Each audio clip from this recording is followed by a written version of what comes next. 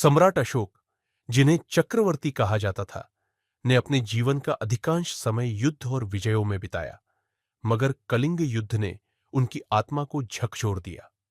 हजारों मृत शरीर और लोगों का दुख देखकर उनके हृदय में गहरा परिवर्तन आया। उसी दिन से उन्होंने हिंसा छोड़ दी और बौद्ध धर्म का मार्ग अपनाया।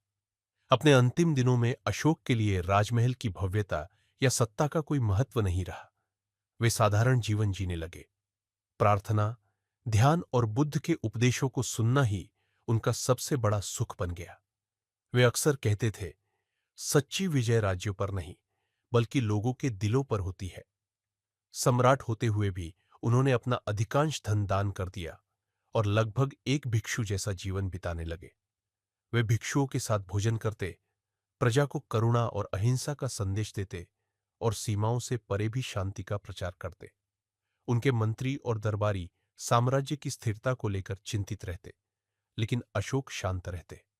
उन्हें विश्वास था कि उनका असली उत्तराधिकार सत्ता नहीं, बल्कि धर्म और प्रेम का संदेश होगा।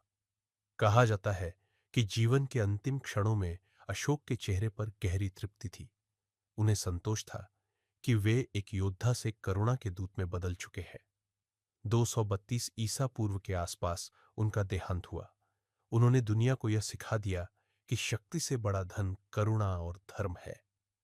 अंतिम दिन न पश्चाताप से भरे थे और न ही डर से, बल्कि एक संतोष से कि उनकी गाथा इतिहास में अशोक महान के रूप में सदैव जीवित रहेगी।